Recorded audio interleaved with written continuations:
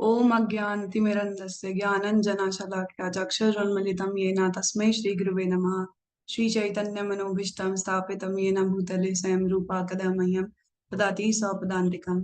वन्दे अहं श्रीगुरुं श्रीयुतापदकमलं श्रीगुरुवैष्णवांश्च श्रीरूपं सागरजातं सागर रघुनाथं वितं तं सजीवं साद्वैतं सावधूतं परिजनसहितं कृष्णचैतन्यदेवं श्री राधा कृष्ण पादान साधना ललिता श्री विशाखा वेदांश्च। हे कृष्ण करुणा सिंधु दीन बंधु जगतपते गोपेश गोपिका कांता राधा कांता नमोस्तुते। तप्त कांचन गौरांगी राधे वृंदावनेश्वरी वृषभानुसुते देवी प्रणमामि हरिप्रिये। वाञ्छा कल्पतरुभ्यश्च कृपा सिंधु एव च पतितानां पावनेभ्यो वैष्णवेभ्यो नमो नमः। जय श्री कृष्ण चैतन्य प्रभु नित्यानंद श्री अद्वैत गदाधर शिवासादि गौर भक्तवृंद। हरे कृष्णा कृष्णा कृष्णा हरे हरे हरे राम राम राम हरे हरे। नमो ओम विष्णुपादाय कृष्ण पृष्ठाय भूतले श्रीमते भक्ति वेदांत स्वामी निति नामिने नमस्ते सरस्वती देवे गौरवाणी प्रचारिणे निर्विशेष शून्यवादी पश्चात देशितारिणे। हरे कृष्णा। हरे कृष्णा आप सभी को। तो आप सभी का एक बार फिर से बहुत बहुत स्वागत है 21 timeless principles for life from Ramayana के third session the art of emotional balance में, जिसमें हम समझेंगे कि कैसे हम अपनी भावनाओं को संतुलन में ला सकते हैं। तो ये एक कोइंसिडेंस ही है कि इमोशंस और भावनाएं और मुझे ये सेशन लेने का मौका मिला है। तो आगे बढ़ते हुए इस सेशन में सबसे पहले मैं आप सभी से एक छोटी सी चीज समझना चाहूंगी। Let me share my screen again.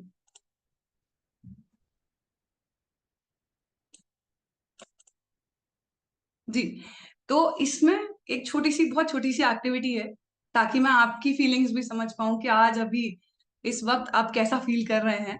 तो ये बहुत ही छोटी सी एक्टिविटी है जिसमें आप देख रहे हैं कि एक पेड़ पर बहुत सारे लोग अलग अलग पोजीशंस में हैं, अलग अलग इमोशंस फील कर रहे हैं। कोई दोस्तों के साथ है, कोई अकेले है, कोई ऊपर चढ़ रहा है, कोई नीचे आ रहा है। तो मैं जानना चाहूंगी कि आप लोग अभी किस मुकाम पर हैं, किस प्लेस में अपने आप को मानते हैं। तो आपको पूछने से पहले मैं अपनी भी फीलिंग्स बता देती हूँ कि अभी अगर मुझसे पूछा जाए तो मैं फोर्थ में अपने आप को कंसिडर करूंगी। तो फोर्थ में मैं नीचे खड़े होके आप सभी को देख रही हूँ, ऊपर के कौन कौन कौन सी पोजीशंस में है। तो ऊपर नीचे देख, नीचे से मैं ऊपर स्माइल कर रही हूँ आप लोगों को अलग अलग पोजीशंस में देख के। तो प्लीज आप चैट बॉक्स में लिख सकते हैं कि आप अपने आप को कौन सी पोजीशन में अभी कंसिडर करते हैं और कौन सा इमोशन, कौन सी फीलिंग आप फील कर रहे हैं इस टाइम पर। ज्यादा मुश्किल एक्टिविटी नहीं है, जैसे आपको नंबर लिखना है इसके अंदर।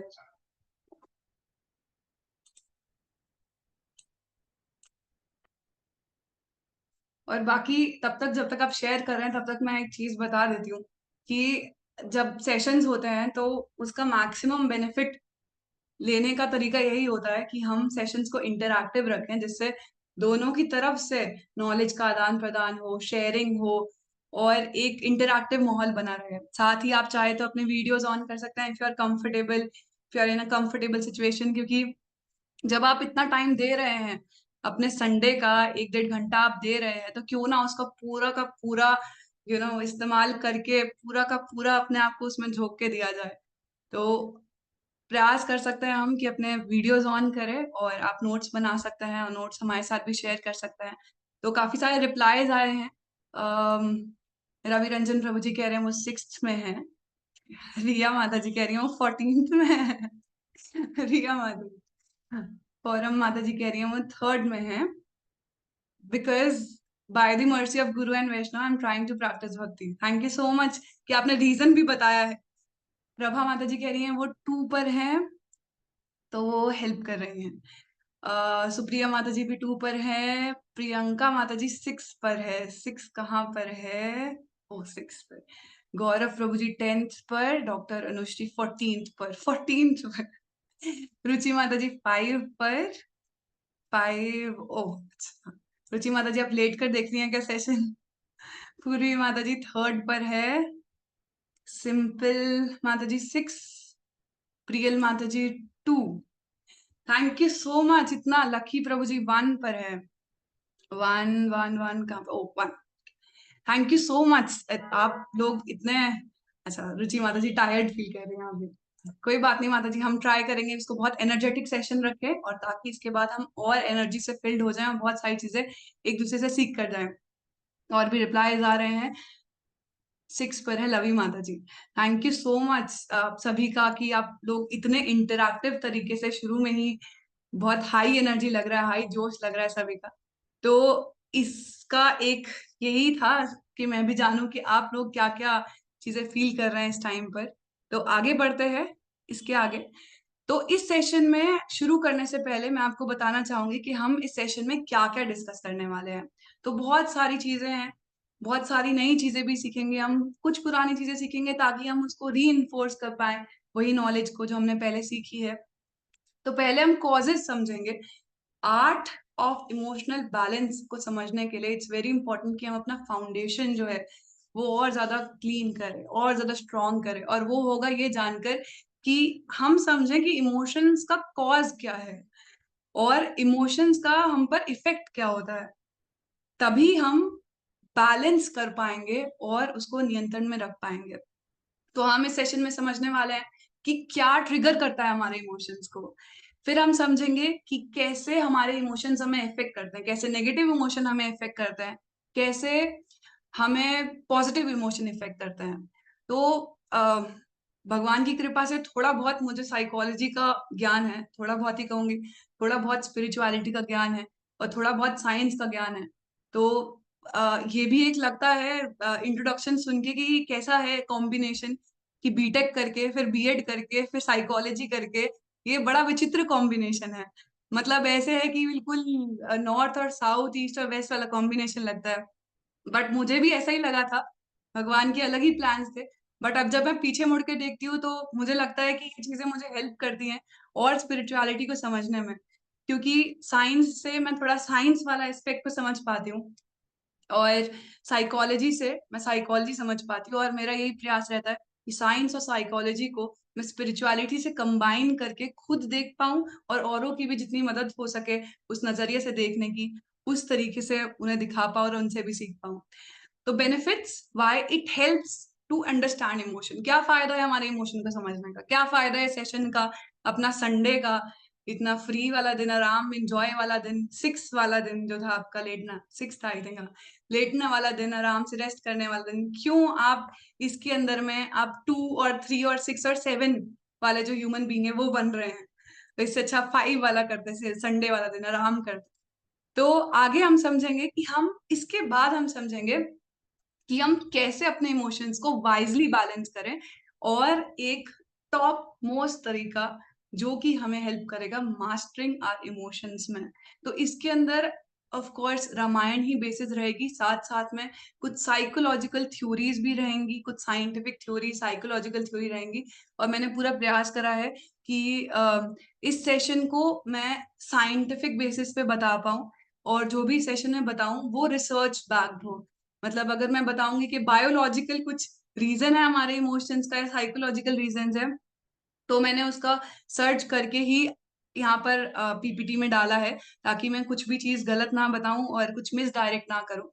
तो हम शुरू करते हैं इससे, हमारे फर्स्ट चीज से, कि क्या कॉजेज हैं हमारे इमोशंस के, क्यों हम वो फील करते हैं जो हम फील करते हैं, हमारी भावनाओं का, हमारे भावों का क्या रीजन होता है, क्या कॉज होता है हमारे अलग अलग इमोशंस का। जैसे हम अलग अलग टाइम पे अलग अलग चीजें फील करते हैं, दिन भर में हम हर तरह का इमोशन फील करते हैं, कोई भी ऐसा व्यक्ति नहीं होता जो हमेशा कंटेंटेड रहे, हैप्पी रहे। तो हमारे वेराइटी ऑफ इमोशंस रहते हैं, जैसे anger, annoyed, confident, happy, disappointed, optimistic, कभी लोनली, कभी हैप्पी, कभी कभी रिलीव्ड, कभी सैड। तो इनका रीजन क्या होता है, इसका कॉज क्या होता है, एक बार हम वो समझते हैं। तो यहाँ पर 6 मेन कॉजेज लिखे हुए हैं, और आई एम श्योर कि आप लोग इससे एग्री करेंगे कि जनरली जो हमारे ट्रिगर्स होते हैं इमोशंस के, अगर आप आज का भी सोचेंगे कि अगर आज आपका कभी मूड ऑफ हुआ, या फिर आज आपको गुस्सा आया, या आपके दोस्त ने, आपके पेरेंट्स ने, या किसी ने भी आपको कुछ ना कुछ डांटा या फिर कुछ कहा, और ना आप इमोशनल हो गए, या मे बी आप एग्रेसिव हो गए, या आप शांत रहे, तो ये सारे कॉजेज हैं आपके ट्रिगर के। तो कॉजेज आपके बायोलॉजिकल भी हो सकता है, जो मैंने इसमें मेंशन नहीं करा।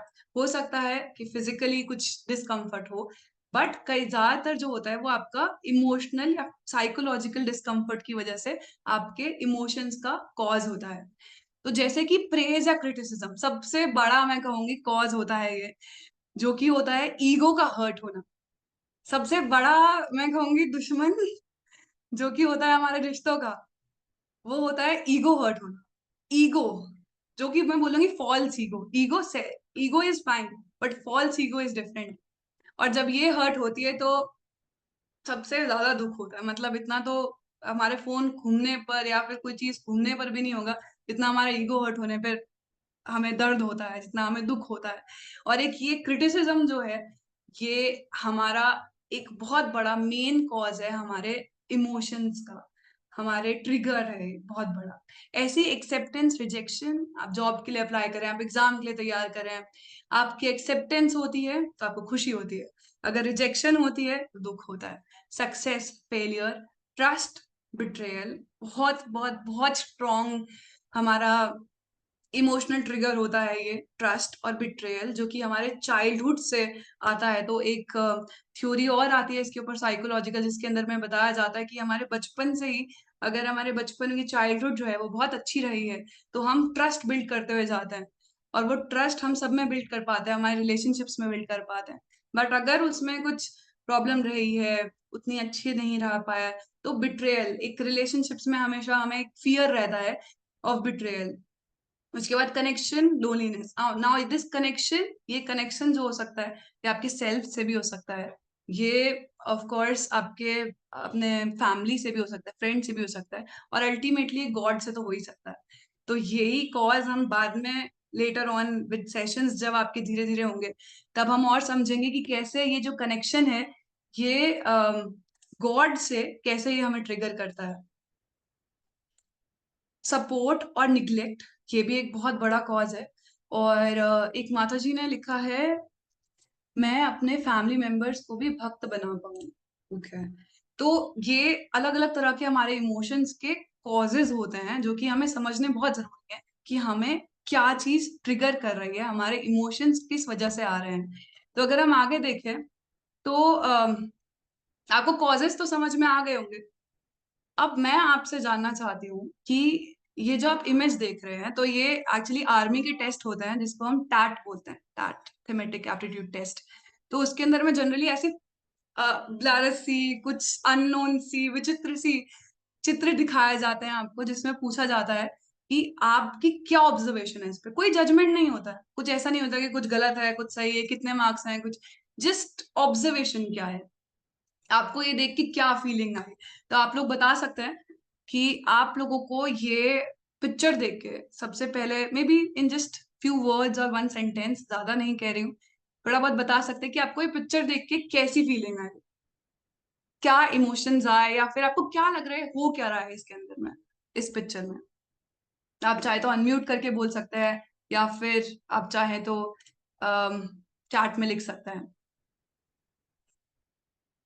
तो इसमें जितना मुझे समझ में आ रहा है, इसमें आप एक हट देख रहे हैं, यहाँ पर हल हल है, खेत लग रहा है, बकरी है, पॉन्ड है, लोग है। काफी सारे रिप्लाईज आ रहे हैं हमारे पास में। तो रवि रंजन प्रभु जी कह रहे हैं picture of a village where people are farming. तो मैं साथ में जानना चाहूंगी कि आपको इमोशंस क्या लग रहे हैं इनके, आपको इनकी फीलिंग्स क्या लग रही हैं। Simple village life. Krishna Mohini माता जी कह रही हैं गांव में खेती हो रही है। रुचि माता जी, फार्मर की फैमिली है और हर मेंबर्स अपने अपने काम कर रहे हैं। Priyal Mata ji, simple life, peaceful people are engage in their own life, peaceful life, engage in peaceful life. Thank you very much, thank you so much आप सबका रिप्लाई करने के लिए। तो हाँ बिल्कुल, ये देखा जाए तो पीसफुल है। तो यही पिक्चर जब मैंने अपनी फ्रेंड्स को ऐसे दिखाई थी जनरली, तो किसी किसी का ऐसा भी रिप्लाई आया था मेरे पास में, जैसे अगर आप यहाँ पर देखेंगे, जो यहाँ पर एक वुमेन बैठी हुई है हट के सामने, तो ये ऐसा लगता है कि ये सैड है ना, और दुखी है, खेती नहीं हो रही है या कुछ ऐसे करके। और किसी किसी का आया कि ये बहुत खुश है, किसी का आया कि ये बहुत दुखी है, किसी किसी का आया कि या फिर ये जो बैठी हुई हैं ये गुस्से में हैं, या ये अपने बारे में सोच रही हैं, हेल्प क्यों नहीं कर रही हैं, है ना? ये क्यों अपनी बेटी को घुमा रही हैं? मतलब ऐसा था कि सबके इतने सारे डिफरेंट डिफरेंट ऑब्जर्वेशंस थे, बस एक इमेज को लेकर। तो जब ये आर्मी, एयरफोर्स, नेवी सबके टेस्ट होते हैं, तो उसमें भी यही देखा जाता है कि आपका कि ऑब्जर्वेशन क्या है, और आपकी फीलिंग्स से, आपकी जो आप चित्र को देख के बताते हैं कि आपको कैसा लग रहा है देखने में, क्या फीलिंग्स आ रही हैं, क्या आपको समझ में आ रहा है, उससे हमारे बारे में बहुत चीजें पता चलती हैं। तो और भी डिवोटीज का रिप्लाई आ रहा है कि कोई गोड पर I think they are watching a lady with some hope. देखिए वहां एक प्रभु जी का भी एक डिफरेंट आया, हार्ड वर्क एंड सिंप्लिसिटी। तो इससे एक हमें बहुत बहुत बहुत इंपॉर्टेंट प्रिंसिपल समझ में आता है कि हमारे जो इमोशंस होते हैं उनका कॉज, एक मेजर कॉज क्या होता है। Emotions arise not just from what happens to us, but how we interpret what happens. कौन कौन एग्री करना चाहता है इस चीज से कि कई बार ऐसा होता है कि कोई सिचुएशन होती है कि जब चीजें अच्छी चल रही होती हैं बट फिर भी हम दुखी हैं, या फिर कई बार ऐसा होता है कि कोई दुखी वाली सिचुएशन है, कोई डिफिकल्ट सिचुएशन है, फिर भी लोग उसमें खुश हैं, शांत हैं, और उसमें भी कुछ ना कुछ अच्छा ढूंढ रहे हैं। वो सोच रहे हैं कि इसमें भी भगवान का दिया हुआ है, भगवान की इच्छा है। और कुछ लोग उसी को लेके बहुत परेशानी में हैं। सपोज हमारे एग्जाम आ रहे हैं, या फिर कोई भी चीज की परेशानी है लाइफ में, तो कुछ लोग होंगे मे बी जो कि पर अपना आराम से डील कर पा लेंगे, कुछ होंगे जो बहुत परेशान हो रहे होंगे, कुछ लोगों का एग्रेशन बाहर आ रहा होगा इस सिचुएशन के अंदर में कि एग्जाम जल्दी आ रहे हैं, बहुत एग्रेसिव हो रहे होंगे, कुछ मेडिटेट करके शांति दे रहे होंगे, कुछ होंगे जो कि सोच रहे होंगे अब जैसा भगवान चाहें, जितना हम कर सकते थे उतना हम कर पाए। तो काफी डिवोटीज का रिप्लाई आ रहा है, काफी लोग एग्री कर रहे हैं इस चीज से कि हम एक्चुअली में इमोशंस हमारे कैसे बन रहे हैं। इमोशंस बस ट्रिगर नहीं है, इमोशंस बस वो नहीं है कि जो मेरे सामने है ना? आपने कई लोगों को देखा होगा जो कि गरीबी में भी, कम सुविधाएं होने के बाद भी बहुत खुश होते हैं, और जो सब कुछ होने के बाद भी बहुत दुखी होती हैं। तो अगर ये देखा जाए तो ये नजरिए की बात है। हमारे इमोशंस अराइज करते हैं कि हम किस तरीके से अपनी रियलिटी को, हमारी सिचुएशन को हम इंटरप्रेट करते हैं।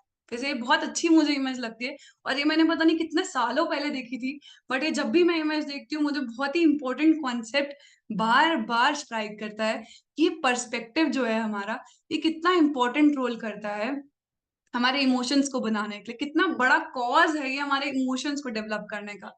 जैसे कि एक साइड में बैठे हैं तो ये थोड़ी डार्कर साइड में बैठे हैं, है ना? पहाड़ पे जा रहे हैं घूमने के लिए, डार्कर साइड में बैठे हैं, तो बोल रहे हैं आई am not like anyone else. मैं किसी की तरह नहीं हूँ, मैं क्यों नहीं हूँ, मैं ऐसा क्यों ना क्यों हूँ, ऐसे करके जो गाना था। तो ये गाना जो था, मैं ऐसा क्यों हूँ, मैं ऐसा क्यों हूँ करके, तो इसको हम पॉजिटिव वे में भी ले सकते थे, नेगेटिव में भी ले सकते थे। मैं ऐसा क्यों हूँ, है ना? तो ये नेगेटिव हो गया कि मैं ही ऐसा क्यों हूँ, मेरे साथ ही भगवान ने ऐसा इनजस्टिस क्यों करा। और एक साइड क्या हो सकती है, मैं ऐसा क्यों हूँ इसको समझ के, मैं रीजन समझ रही हूँ and I am feeling happy कि जो भी मुझे भगवान ने दिया है मैं उसके लिए खुश हूँ। अगर मैं यूनिक हूँ, मेरे अंदर कुछ एबिलिटीज हैं, तो मैं उसके लिए खुश हूँ। तो ये बहुत बड़ा रोल हमारे इमोशंस को ट्रिगर करने का, उसके कॉज का होता है कि हम उसको कैसे इंटरप्रेट कर रहे हैं जो हमारे साथ हो रहा है, जिस सिचुएशन में हम हैं और जिसमें हम जाना चाहते हैं। हमारा पास्ट को हम किस तरीके से देखते हैं, हमारे प्रेजेंट को, हमारे फ्यूचर को। तो यही हमारे जो शास्त्र हैं हमें बार बार ये चीज सिखाते हैं कि हमें अपना नजरिया बदलने की जरूरत है, हमें अपना शास्त्र चक्षु से देखने की जरूरत है। ये बहुत ही इंपॉर्टेंट, ये मुझे कीवर्ड सबसे पसंद है, इसको बोलते हैं शास्त्र चक्षु।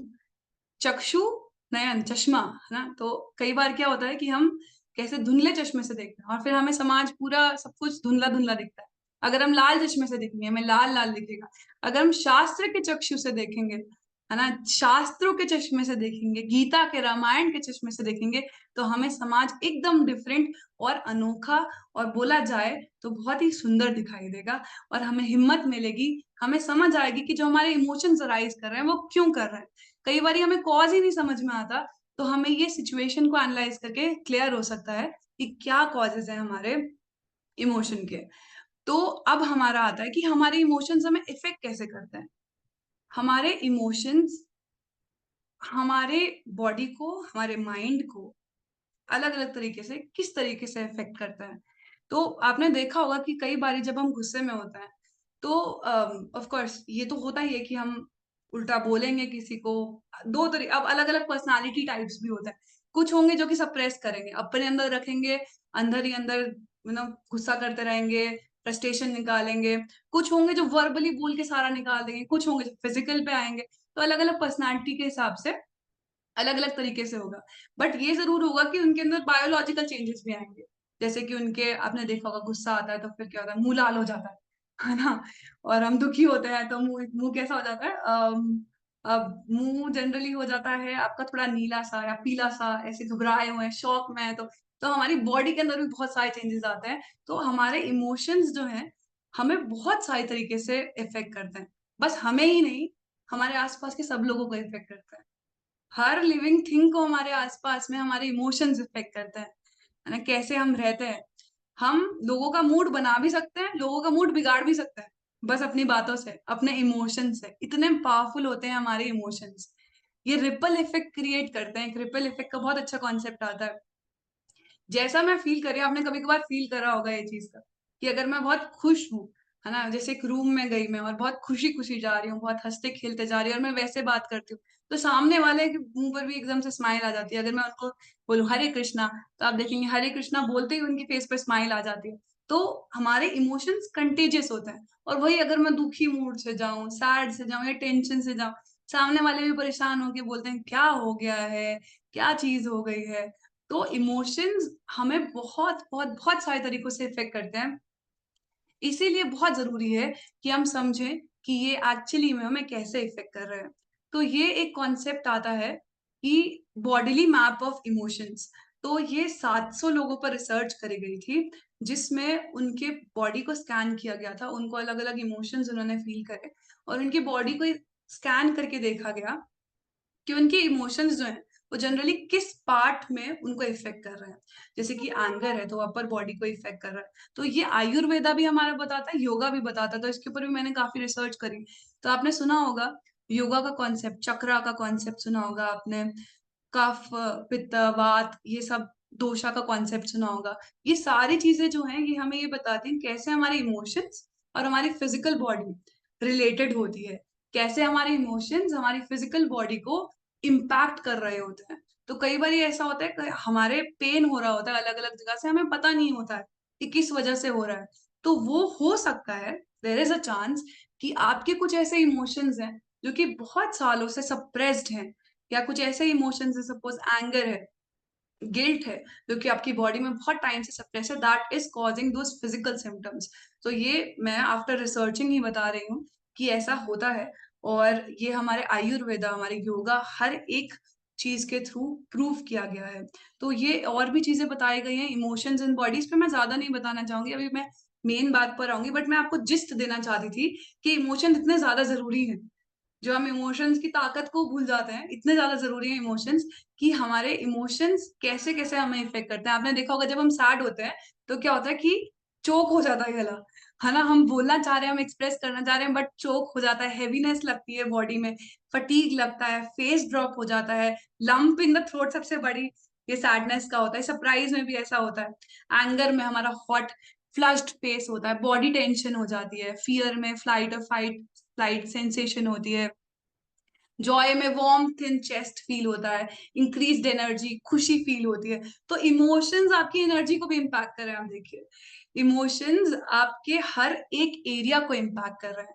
इमोशंस आपके एग्जाम के परफॉर्मेंस को भी इम्पैक्ट कर रहे हैं। इमोशंस आपके डे टू डे लाइफ को भी इम्पैक्ट कर रहे हैं, रिलेशन को भी इम्पैक्ट कर रहे हैं। इस तरीके से सरप्राइज जब आप होते हैं, आप देखिए आपकी बॉडी में क्या क्या चेंजेस आते हैं, breathless, feeling jumpy, speechless, jaw dropped, raised eyebrows, jealousy, shame, कम, ऐसी अलग अलग इमोशंस के अलग अलग हमारे बॉडी पर रिएक्शंस होते हैं।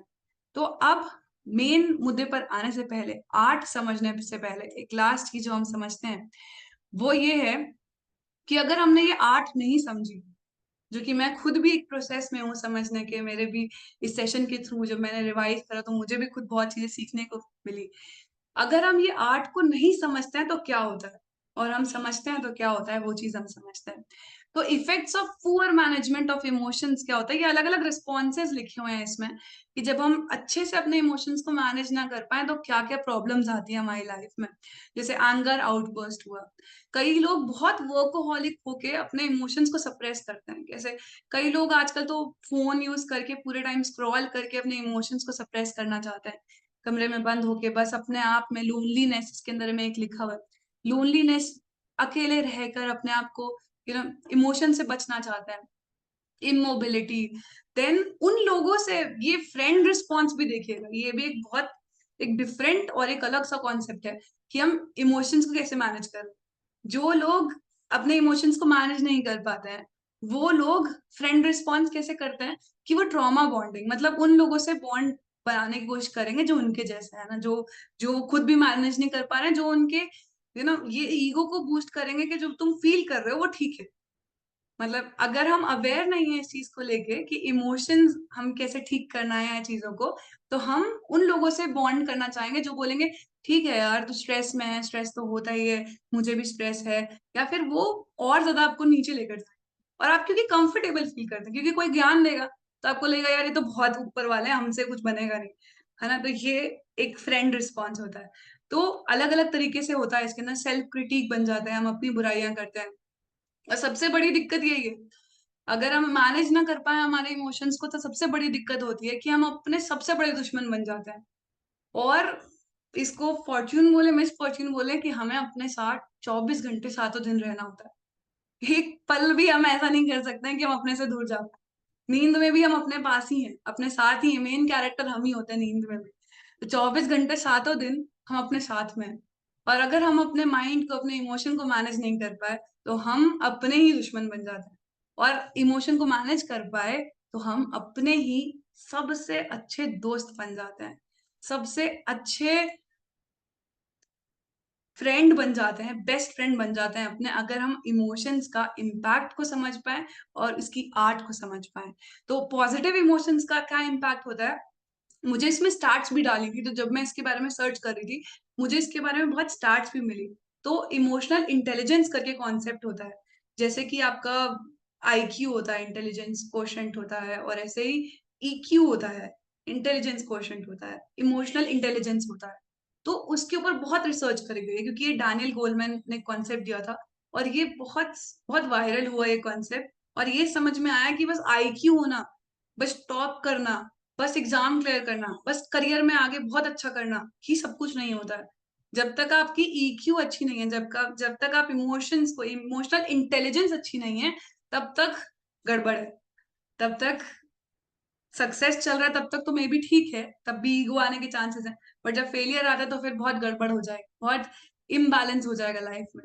इसीलिए पॉजिटिव इमोशंस का क्या रोल होता है, better health, better life, stronger relationship, क्योंकि लोग आना चाहेंगे, आपसे बात करना चाहेंगे जब उनको दिखेगा कि आप पॉजिटिविटी रेडिएट कर रहे हैं, आप हैप्पीनेस रेडिएट कर रहे हैं, आप खुशी रेडिएट कर रहे हैं। क्यों नहीं लोग आपके पास आना चाहेंगे, लोग आपसे रिश्ता जोड़ना चाहेंगे, आपके फ्रेंड बनना चाहेंगे, आपको फॉलो करना चाहेंगे, आपको आपसे समझना चाहेंगे। तो और क्लियर थिंकिंग, जो कि सबसे बड़ी एक प्रॉब्लम आती है, और एक रिसर्च ने ये भी बताया है कि हमारे एक दिन में हजारों थॉट्स आते हैं, और अनफॉर्चुनेटली मैक्सिमम थॉट्स हमारे नेगेटिव होते हैं, मैक्सिमम थॉट्स हमारे नेगेटिव होते हैं। अब आप सोचिए कि थॉट्स जब इमोशंस बन रहे हैं तो कैसे वो इतना ज्यादा हमें इम्पैक्ट कर रहे हैं। तो हमारी थिंकिंग को क्लियर करने के लिए, पॉजिटिव करने के लिए इन इमोशंस का बहुत बड़ा रोल होता है। Higher energy, attractive personality, self control, inner peace, and ultimate, the most important for all of us, spiritual growth.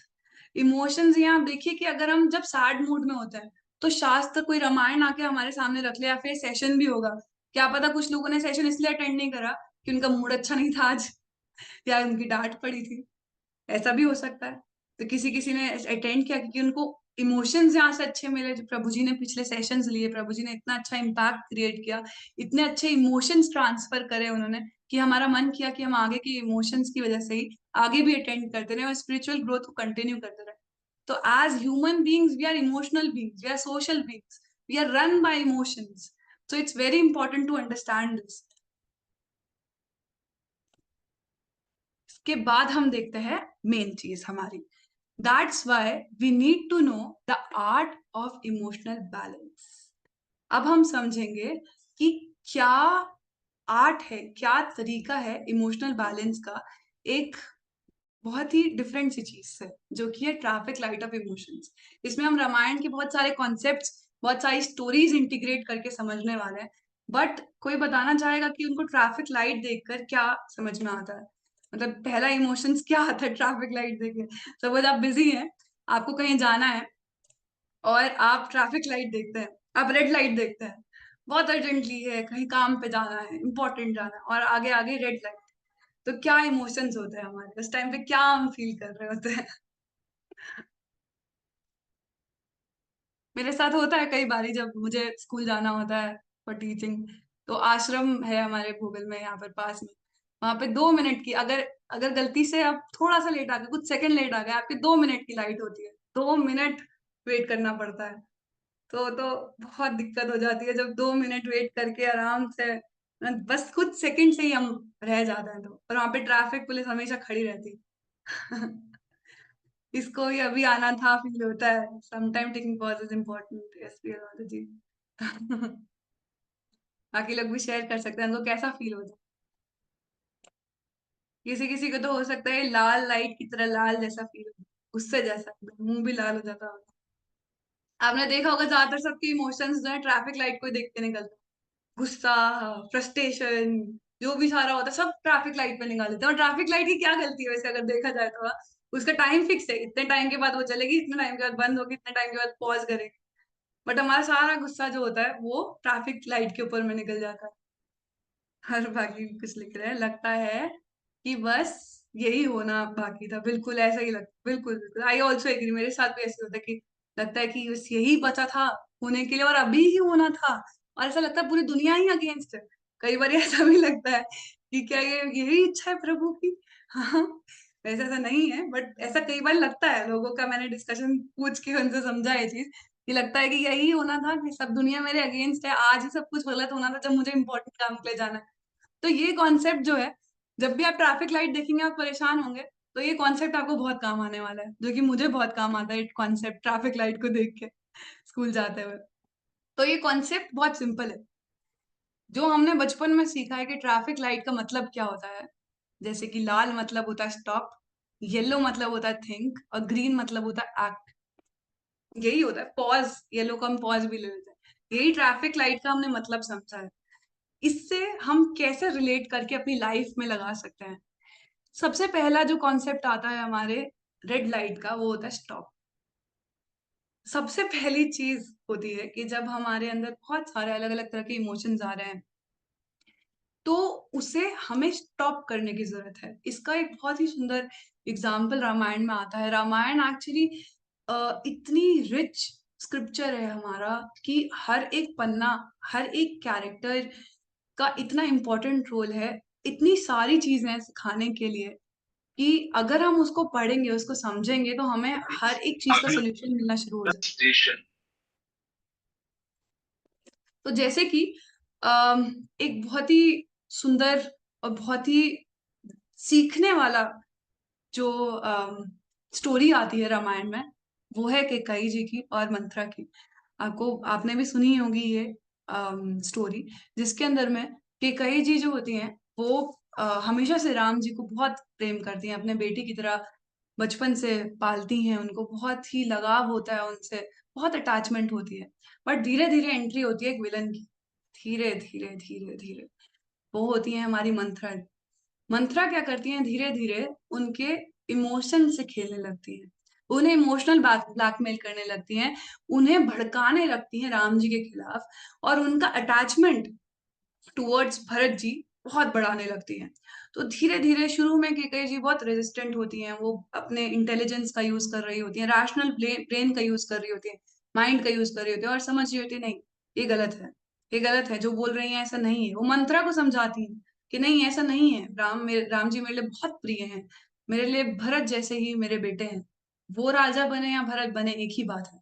पर धीरे धीरे धीरे धीरे जब इतना ज्यादा वो इमोशनल ब्लैकमेल करती हैं, इतना ज्यादा उनको समझाती हैं, समझाना क्या, उनको गलत राह दिखाती हैं, तो केकई जी का हो जाता है अब इमोशनल हाईजैकिंग। इमोशनल हाईजैक, जैसे प्लेन हाईजैक होते हैं वैसे इमोशंस हमारे हाईजैक हो जाते हैं। कैसे होते हैं ये?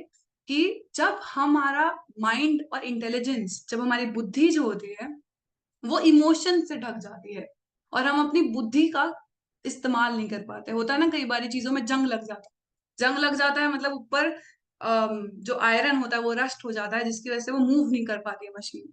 तो वो मूव ना कर पाने से हम उस मशीन का यूज नहीं कर पाते हैं। इसी तरीके से जब इमोशंस का हमारे बुद्धि पर जंग लग जाता है, हमारे रैशनल ब्रेन पर जंग लग जाता है, तो वो हो जाती है इमोशनली हाईजैक। इमोशनल हाईजैक से हमारी जो बुद्धि होती है, जो हमारा रैशनल ब्रेन होता है, वो ओवरराइड हो जाता है और हमारी सूझबूझ करने की ताकत खो जाती है।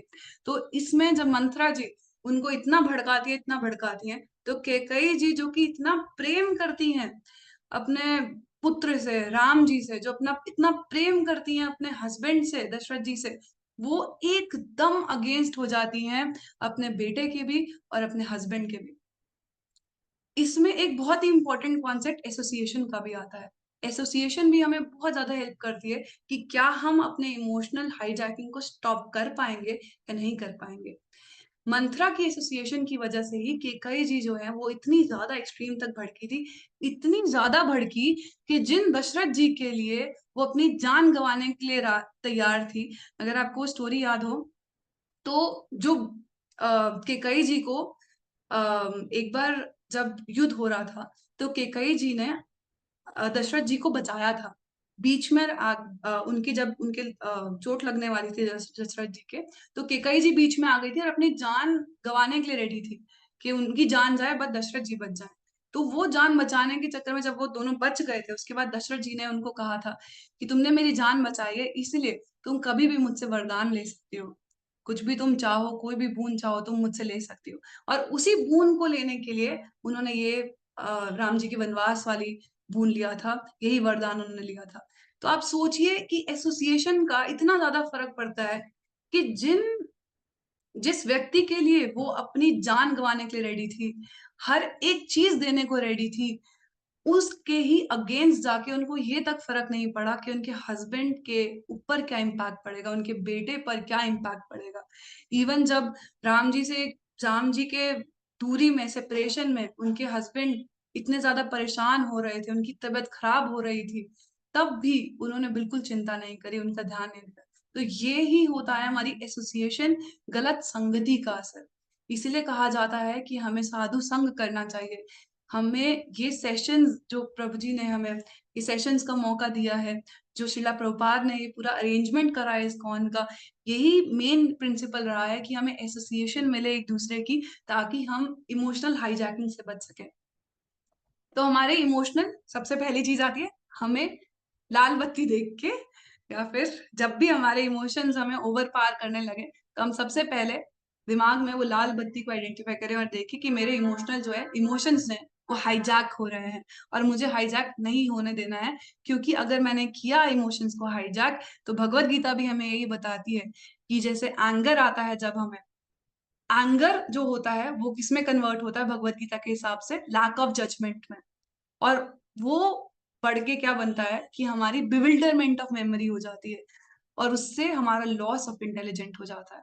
तो कैसे एक इमोशंस हमारी मेमोरी भुला देता है। आपने देखा होगा कई बार लोग गुस्से में अपने रिश्तेदारों से झगड़ लेते हैं, जिन्होंने बचपन से उनका साथ दिया, जिन भाइयों ने, माता पिता ने, फ्रेंड्स ने बचपन से उनका साथ दिया, उनको पाला पोसा, सब कुछ किया उनके लिए, पर एक बार गुस्सा आया, उनकी जजमेंट खो गई, उनकी पुरानी सारी मेमोरी इरेज हो गई, बिना किसी वो गजनी बनाया कुछ भी, बस मेमोरी इरेज हो गई, just because of emotions, not because of a major thing. बस इमोशंस की वजह से, एंगर की वजह से उनकी मेमोरी भी बिविल्डर हो गई और साथ ही साथ उनकी इंटेलिजेंस भी लॉस हो गई। ये कई बार ऐसा होता है कि हम सही जजमेंट नहीं ले पाते हैं, सही चीजें नहीं कर पाते हैं, गुस्से में आके वो बोल देते हैं।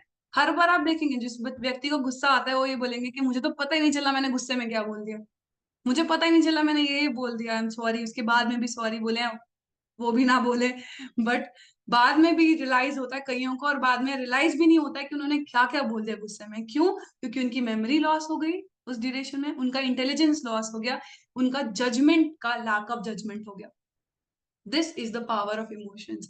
इसीलिए ये पूरी साइकिल शुरू होने से पहले ही हमें प्रयास करना है कि साइकिल का जब फर्स्ट स्टेज आए, जैसे ही एंगर का हमें फीलिंग आ रही है, तो हमें वहीं पर एंगर को स्टॉप करना है हाईजैक करने से। अदरवाइज एक बार उसने हाईजैक कर लिया, एक बार उसने रूट्स अपनी पूरी बना ली हमारे माइंड पे, तो हमारा अपने आप पर, हमारी सेंसेस पर उतना कंट्रोल नहीं हो पाएगा, और हम अपने एंगर की बात ज्यादा सुनेंगे, ना कि अपने इंटेलिजेंस की।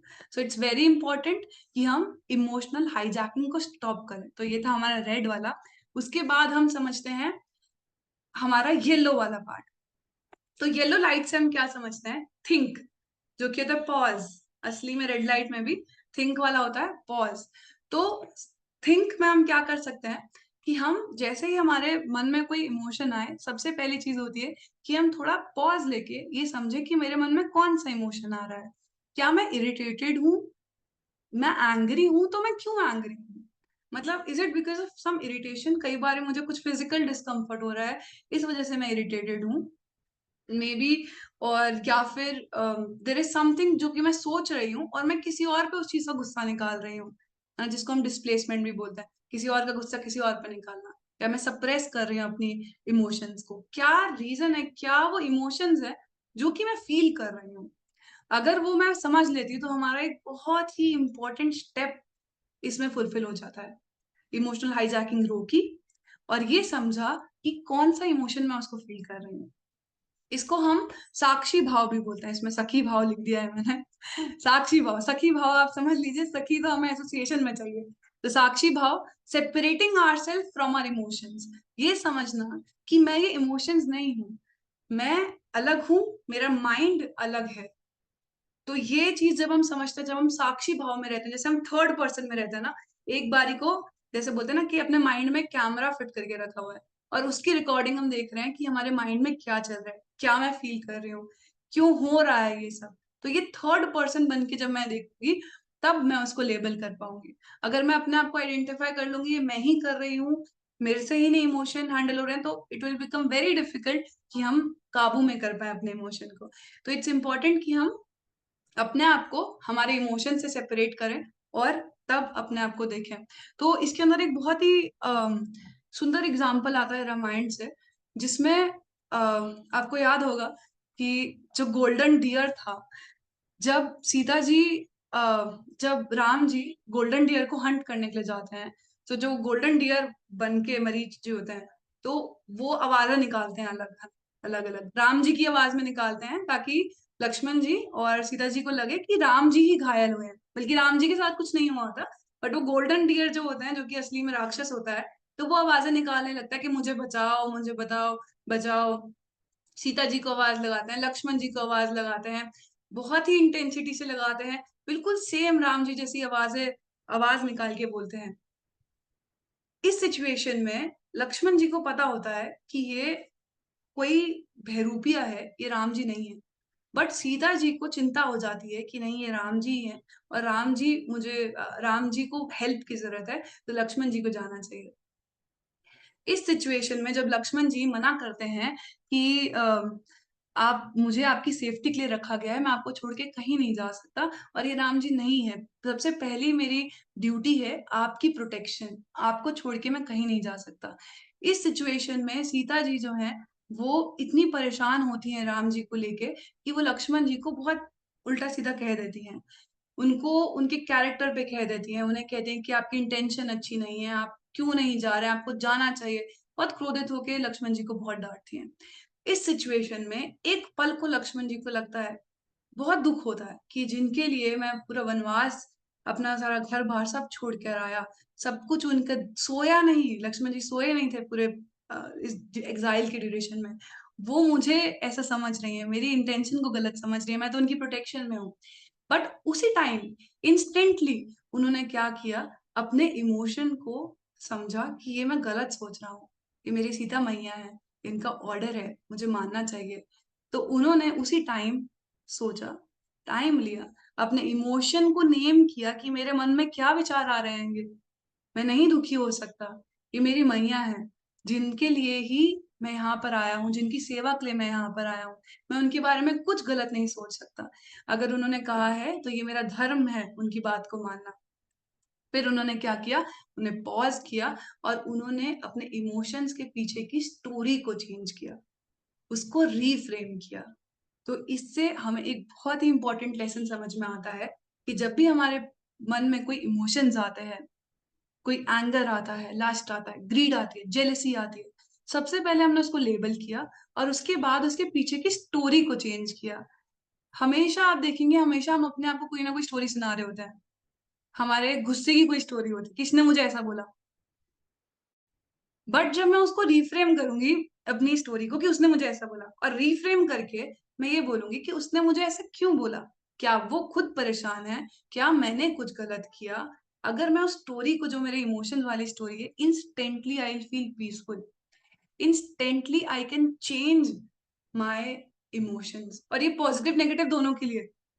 पॉजिटिव नेगेटिव दोनों के लिए कैसे, कि अगर पॉजिटिव चल रहा है कोई चीज, है ना, और फिर एकदम से कोई उस चीज को बोल दे कि ये तो मैं झूठ बोल रहा था, मजाक कर रहा था, है ना, किसी ने कोई तारीफ करी और उसके बाद बोला मैं तो मजाक कर रहा था, प्रैंक चल रहा था, आपकी वीडियो बन रही है वहां पे तो आपके मन में क्या हुई कि आपका स्टोरी जो थी वो रीफ्रेम हो गई फिर से, और आपने फिर से नेगेटिव इमोशन में चल गई।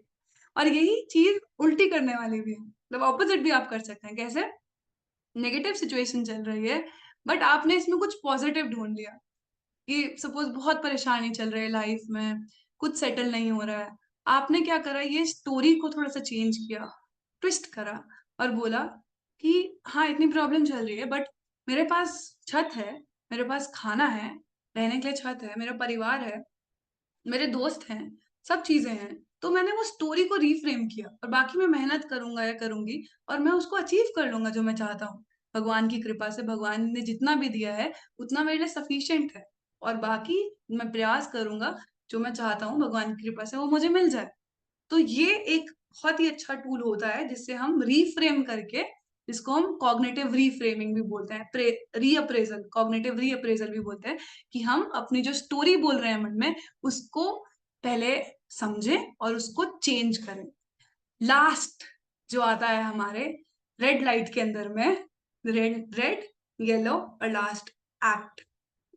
हमने इमोशंस को हाईजैक करने से रोका, स्टॉप करा कि मुझे एंगर आ रहा है तो मैंने रोका। उसके बाद में मैंने उस एंगर की पीछे की स्टोरी को समझा कि मेरी क्या स्टोरी चल रही है, मुझे गुस्सा क्यों आ रहा है। फिर मैंने उस एंगर को रीफ्रेम करने की कोशिश करी, क्या वो एंगर वैलिड है, क्या कोई और तरीका है इससे मैं उसको एक्सप्रेस कर सकती हूँ, क्या मैं शांति से इसको डील कर सकती हूँ, क्या सिचुएशन है सामने वाले की, ये चीजों को समझा और अब मैं एक्ट करने जा रही हूँ। So this takes time. ये टाइम लेता है, जैसे लाल बत्ती होती है, उसको भी हमारे आश्रम वाली लाल बत्ती को 2 मिनट लगता है, तो आप 2 मिनट तो लीजिए इस चीज के लिए। तो ये चीज हमें इतना करना पड़ेगा कि हम थोड़ा पॉज लें। ये पॉज ही मेरे एक्सपीरियंस में जो मैंने समझा है, मुझे जो बहुत हेल्प करा है और जो मैंने औरों को भी बताया, औरों ने भी बताया उनको बहुत हेल्प करा है, वो पॉज ही है। हम जनरली आप देखेंगे रिएक्ट वर्सेस रिस्पॉन्ड, हम रिएक्ट करते हैं चीजों को, हम इम्पल्सिवली आंसर देना चाहते हैं। कोई कुछ बोलेगा, कोई बुराई करेगा, आप देखो कोई बुराई करके देखे, हम जस्टिफिकेशन देने लग जाएंगे, अरे नहीं मैंने नहीं किया, उसने करा है। आप उसको तो देखते नहीं हो, उसने कितना कुछ करा, उसने गलत करा है, इसने गलत करा है। हम रिस्पॉन्ड नहीं करते हैं, क्यों? क्योंकि वो पॉज नहीं लेते हैं। आप 1 मिनट का पॉज लेकर देखिए, आपके जो इमोशंस आ रहे हैं, जो इतना स्ट्रॉन्ग इमोशन आ रहे हैं, वो खुद ब खुद एकदम से ठंडे हो जाएंगे। तो taking a pause is one of the most important part of art of balancing emotion। Pause लेकर आप अपनी मेंटल सिचुएशन को बहुत ठीक कर सकते हैं। अब कई बारी ये पॉज 1-2 दिन का भी हो सकता है। कई बारी हमें इतना टाइम चाहिए होता है कि हम अपने आप को समझें, अपनी लाइफ को समझें, हम अपने आप में इम्प्रूवमेंट लेकर आए, है ना? तभी ब्रेक्स का कॉन्सेप्ट जो होता है, वो भी इट्स ओके। अगर हमें कोई ऐसी सिचुएशन है जिसमें हम बहुत फंसे हुए हैं और हम बहुत परेशान हैं, it's okay that we take out time from the world, from our studies and just be with ourselves, just be with God and just meditate and seek help and just relax. तो ये pause भी हमें बहुत help कर सकता है। उसके बाद ये स्टोरी आती है जब केकई जी बहुत क्रोधित होती हैं और दशरथ जी को बोलती हैं कि राम जी को आप एग्जाइल में भेजिए, आप वनवास दीजिए। तो जब ये बात सुनते हैं राम जी, जब कैकेयी जी उनको बोलती हैं कि आपको एग्जाइल में जाना है, तो अगर आपको पता हो उनका रिएक्शन, एकदम कामली और एकदम क्लैरिटी से बोलते हैं वो, जी मैया जैसी आपकी आज्ञा। तो यही हमें एक्शन, यही तरीका, ये कामनेस हमारे एक्शन में लानी है, इम्पल्सिवली नहीं, आराम से सोच समझ के। तो राम जी ने जैसे उनका रिप्लाई किया, और एक बहुत ही और सुंदर एग्जाम्पल आता है कि कई बारी हमें एग्रेशन जो होता है, इसको बोलते हैं हम सब्लिमेशन इन साइकोलॉजी। तो साइकोलॉजी के सारे कॉन्सेप्ट रामायण से ही लिए गए हैं। तो अगर कोई टर्म भी मैं यूज कर रही हूँ तो वो भी इन्हीं का ही बेसिस है। जो सारी बड़ी बड़ी बुक्स बनी है, 7 habits of highly effective people, जो भी साइकोलॉजी की बड़ी बड़ी बुक्स बनी है, आपको ऑलरेडी वो सारे कॉन्सेप्ट जो है वो भगवत गीता रामायण में मिल जाए, भागवतम में मिल जाएंगे। तो एक तरीका होता है सब्लिमेशन, कि हमारा कोई नेगेटिव इमोशन है, उसको मैं सब्लिमेट करके या फिर उसको मैं कंस्ट्रक्टिव चीज के लिए यूज कर रही हूँ, उसको मैं एक अच्छी चीज के लिए यूज कर रही हूँ, उसका रैशनलाइजेशन करके उसको मैं इंटेलिजेंट वे में यूज कर रही हूँ। कैसे? कि मैं कैसे एक्ट कर रही हूँ, मैं उसको कंस्ट्रक्टिव इम्पैक्ट कर रही हूँ। जैसे हनुमान जी गए थे जब लंका में, और उन्होंने देखा माता सीता की सिचुएशन देखी, और जब रावण ने उनको बांधा, अलग अलग तरीके से बांधने का प्रयास किया, तो हनुमान जी को बहुत गुस्सा आया, बहुत गुस्सा आया। तो उन्होंने क्या किया कि पूरी लंका को जला दिया। तो उन्होंने वो जो गुस्सा था ना ही अपने ऊपर निकाला, ना ही उसको सप्रेस किया, ना ही गलत चीजों के लिए यूज किया, उन्होंने वो भगवान की सेवा के लिए यूज किया। तो ये एक तरीका होता है कि कई बारी अगर हम कामली डील ना कर पाए, तो हम उस गुस्से को या उस इमोशन को कंस्ट्रक्टिव वे में डील कर लें। तो एक बहुत अच्छा तरीका होता है, जैसे हमें बहुत ज्यादा किसी को गुस्सा आता है, तो हम कोई स्पोर्ट्स एक्टिविटी में इंडल्ज कर सकते हैं, हम अलग अलग एक्टिविटी में इंडल्ज हो सकते हैं, जिससे हमारी एनर्जी जो है वो चैनलाइज हो सके। अब जैसे हमारे स्कूल में जैसे बच्चे भी होते हैं, तो कुछ बच्चे जो होते हैं जो कि बहुत हाइपर एक्टिव होते हैं, एक जगह टिक ही नहीं सकते हैं।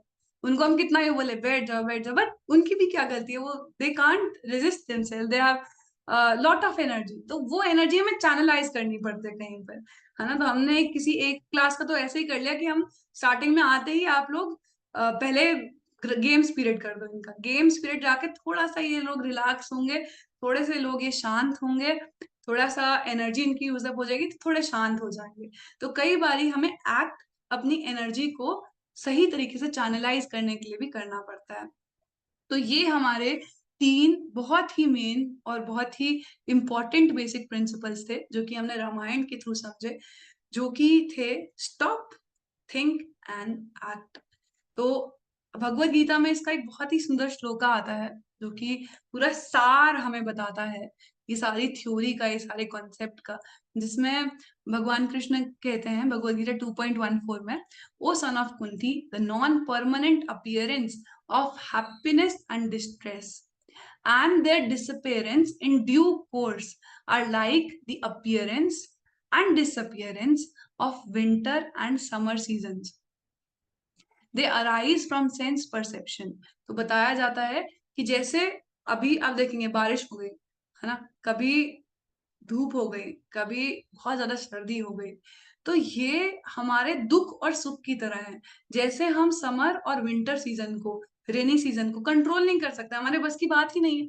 हम सूरज को, हम रात को, चांद को, हम दिन रात को कंट्रोल नहीं कर सकते। ऐसे ही जो हमारे खुशी और दुख है, वो नॉन परमानेंट है, वो कभी आएंगे कभी जाएंगे। इसको तरीका क्या है इसको हैंडल करने का? That we learn to tolerate them without getting disturbed. We tolerate them, we understand what's happening, then we act without getting disturbed. तो ये भगवान कृष्ण ने 5000 साल पहले ही हमें बहुत अच्छे से ज्ञान दे दिया था। This is one of my favourite shloka, जो कि मुझे बहुत हेल्प करता है डिस्ट्रेसफुल सिचुएशन में, इवन हैप्पी वाली सिचुएशन में। जब हमारे पास चांसेस होते हैं कि हमारे अंदर ईगो डेवलप हो जाए, तब हमें ये रियलाइज होता है कि ये जो हैप्पीनेस है ये भी टेम्पररी है। तो इसीलिए हमें एक बैलेंस मेंटेन करके रखना है हमारे इमोशंस का, ताकि हम अच्छे से बैलेंस्ड वे में लाइफ में चल पाए without getting disturb. We tolerate these things happily. अब जैसे कल हमारी शोभा यात्रा थी जिया सराय बेस में, तो वहां पर बारिश हो गई, एक भी भक्त डिस्टर्ब नहीं हुआ। रादर हम सब लोग इतना डांस करे, सभी डिवोटीज इतना डांस करे, कीर्तन करा सबने, सबने बहुत एंजॉय करा। अब बारिश हो गई, अब धूप थी, गर्मी भी बहुत थी, बारिश भी थी, अब भीगने के बाद ठंड भी थी, तो सब तरह का था।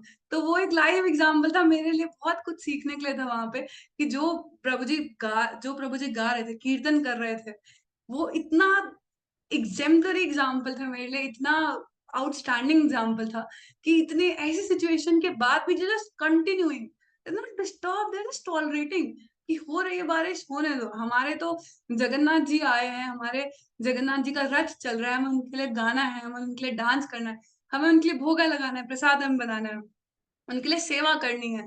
तो ये डिवोशन की पावर है, ये डिवोशन की, भगवान की पावर है, जो कि हम एंगेज कर सकते हैं और अपने इमोशंस को रेगुलेट कर सकते हैं।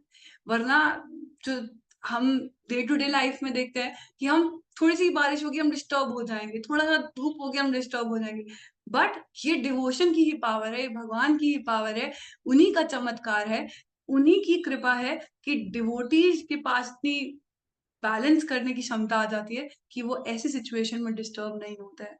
वो धूप हो, रात हो, बारिश हो, उसमें भी अपनी सेवा कंटिन्यू रखते हैं। तो taking the shelter of God is one of the most most important वे, जो कि हम प्रयास कर सकते हैं अपने जीवन में इम्प्लीमेंट करने का। और जो लास्ट चीज मुझे आपको इसी सेशन में बतानी थी, जो कि मुझे लगा था अल्टीमेट वे है, वो भी इसी के ऊपर है। अल्टीमेट वे जो है, जो सभी डिवोटीज यूज करते हैं, और मैं भी प्रयास करती हूँ यूज करने का, वो ये है कि हम इस चीज को शिफ्ट करें, कि ये मेरे साथ क्यों हो रहा है, से क्या चीज मुझे भगवान इसमें सिखाना चाह रहे हैं, चाहे वो सुख हो चाहे वो दुख हो, ये चीज में भगवान ने मुझे क्यों डाला है, क्या वो मुझसे चाह रहे हैं सिखाना, क्या वो चाहते हैं कि ये बाद में मेरे इस्तेमाल हो, या फिर कुछ चीजें हैं जो मेरे अंदर कमियां हैं, उस चीज को दूर करने के लिए करा है। तो ये बहुत ही एक सुंदर प्रिंसिपल है, जो कि हम अपनी लाइफ में इम्प्लीमेंट कर सकते हैं।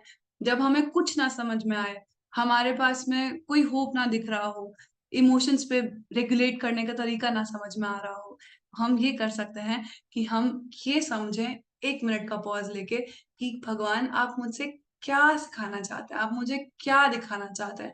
आप, मेरी लाइफ में बहुत प्रॉब्लम चल रही हैं भगवान, please guide me, what you want to teach from this situation to me, what is there for me, I am not able to see, we seek guidance, we pray. तो ultimate solution, जब हम ये stop pause act वाला भी ना कर पाए, अगर माइंड बहुत ज्यादा हेवी हो जाए, अगर इमोशनल हाईजैकिंग हो जाए, तो अल्टीमेट सोल्यूशन और सबसे अच्छा सोल्यूशन तो यही है, that we surrender to God and we say, God please show me the path, I don't know what is to be done, I am just a small, a tiny fragment of you, spark of you, who needs guidance, please guide right path, I pray to you, I surrender to you, I am nothing, you guide me, you are my force। तो ये तरीके से हम एक light की तरफ बढ़ सकते हैं, हम भगवान की तरफ बढ़ सकते हैं, और स्टॉप थिंक एक्ट करके हम अपने इमोशंस को बैलेंस करने का तरीका समझ सकते हैं। तो आई होप ये सेशन आप सबके लिए थोड़ा बहुत यूजफुल रहा होगा। मुझे खुद काफी सीखने को मिला है जब मैंने डिस्कस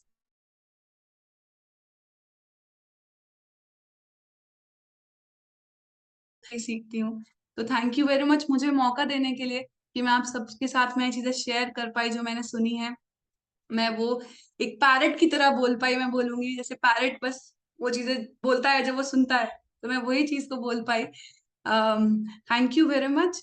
और आई होप आप लोग इसका स्क्रीनशॉट भी ले सकते हैं, अगर आप चाहें तो, स्टॉप थिंक एक्ट का। और जब भी आप रेड लाइट देखें, तो हमेशा ये वाले प्रिंसिपल को याद रखें, गुस्सा करने से पहले, कि ये मेरा इमोशन को हाईजैक नहीं कर सकता, मैं पॉज लूंगा या लूंगी, और मैं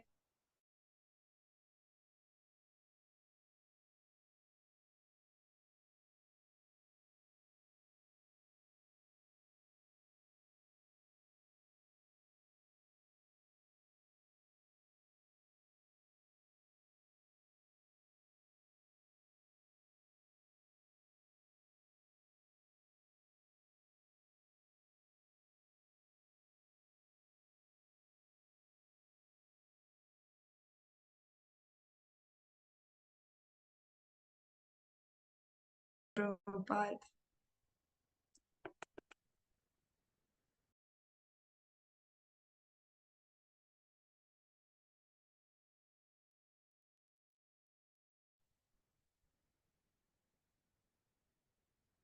Hare Krishna, thank you so much, Mataji, for the wonderful session. माता जी।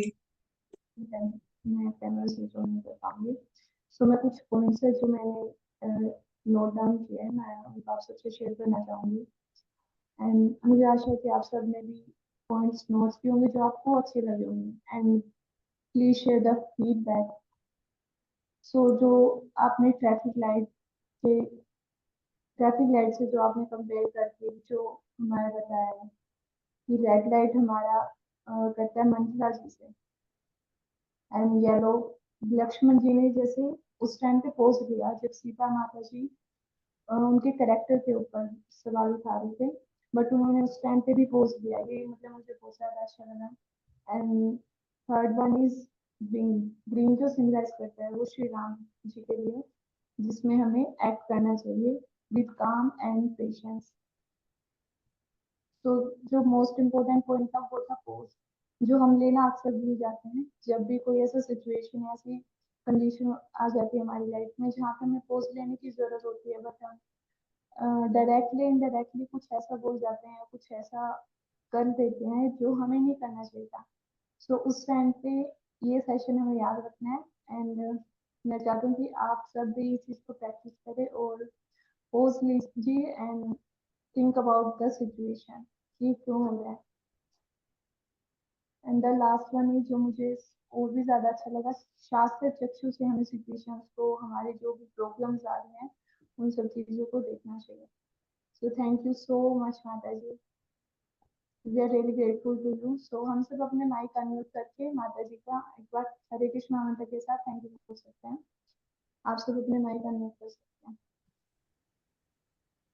हरे कृष्णा कृष्णा कृष्ण कृष्ण हरे राम हरे राम राम हरे राम हरे हरे। सो मच भावना माता जी। Thank you very much, Mataji's, Prabhuji's. Thank you so much for giving me this opportunity. Thank you very much, Krishna. Thank you, Srimad Srila Prabhupada. Jagat Guru Srila Prabhupada ki jai. Hare Krishna.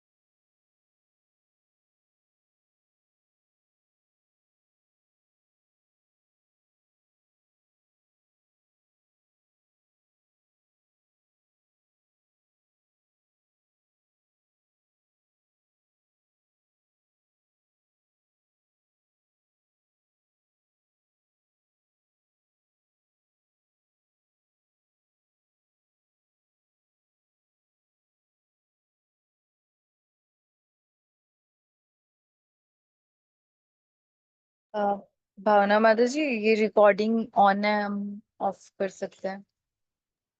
जी माता जी।